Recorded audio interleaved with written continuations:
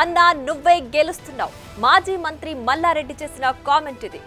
అయితే ఆయన అన్నది ఏ బీఆర్ఎస్ అభ్యర్థి గురించో కాదు. మల్కాజ్గిరిలో బీజేపీ క్యాండిడేట్ ఈటెల రాజేందర్ గెలుస్తున్నారంటూ తేల్చి చెప్పారు మేడ్చల్ బీఆర్ఎస్ ఎమ్మెల్యే మల్లారెడ్డి. అంతేకాదు ఈటెలను హక్ చేసుకుని ఫుల్ గా ఎంకరేజ్ చేశారు.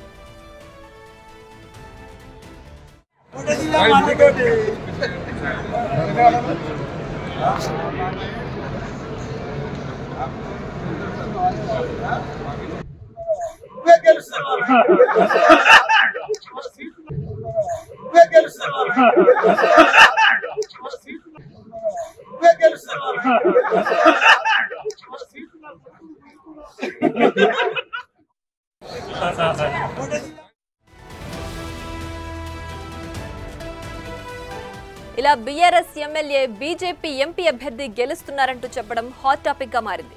మల్లారెడ్డి మాటలు చూస్తుంటే సీఎం రేవంత్ రెడ్డి చెప్పింది నిజమేననే చర్చ బలపడింది. 5 చోట్ల బీఆర్ఎస్ డమ్మీ అభ్యర్థులను నిలబెట్టిందనే విషయం తేలిపోయింది.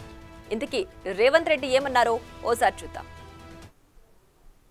కేసీఆర్ బిడ్డ బెయిల్ కోసం ఇవాళ కాంగ్రెస్ను ఓడించడం కోసం నరేంద్ర మోడీతో చీకటి ఒప్పందంలో భాగంగా మహబూబ్ నగర్, చేవెళ్ళ, మల్కాజ్గిరి, భువనగిరి, జహీరాబాద్ 5 పార్లమెంట్లలో చంద్రశేఖర్ రావు నరేంద్ర మోడీని గెలిపించడానికి సుపారీ తీసుకొని బీఆర్ఎస్ కార్యకర్తలు ఇవాళ బొందబెట్టి వాళ్ళ ఆత్మగౌరవాన్ని మోడీ కాళ్ళ దగ్గర తాకట్టు పెట్టిండు. బీఆర్ఎస్ నాయకులారా మీరు ఆలోచన చెయ్యండి. లక్షలాది మంది కార్యకర్తలు ఇతర పార్టీలు జైలుకు పోయినప్పుడు కేసీఆర్కు దుఃఖం లేదు. నాలాంటోని బిడ్డ లగ్గం ఉంటే కూడా వదలకుండా జైల్లో పెట్టినప్పుడు ఆయనకు బాధ తెలియలేదు. కానీ బిడ్డ జైలుకు పోగానే మోడీ దగ్గర తెలంగాణను తాకట్టు పెట్టిండు. ఇది తెలంగాణ ఆత్మగౌరవానికి మంచిదా? ఒక్కసారి ఆలోచన చేయండి. చూసారుగా, కాంగ్రెస్ ను దెబ్బ కొట్టేలా బీజేపీకి లాభం జరిగేలా 5 పార్లమెంటు సీట్లలో డమ్మీ క్యాండిడేట్లను పెట్టారంటూ సీఎం రేవంత్ రెడ్డి మండిపడ్డారు.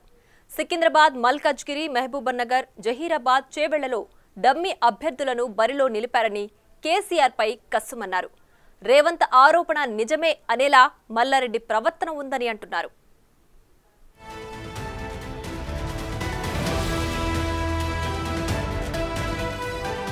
BRS MLA Malla Reddy BJP MP అభ్యర్థికి సపోర్ట్ చేయడం ఏంటి?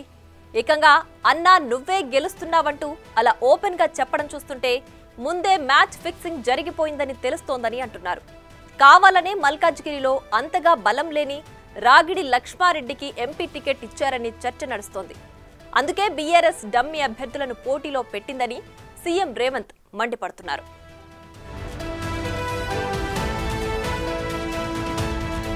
మల్కాజ్గిరి సెగ్మెంట్ రేవంత్ రెడ్డికి సిట్టింగ్ స్థానం కావడంతో గెలుపును ఛాలెంజ్ గా తీసుకుంది కాంగ్రెస్ పార్టీ.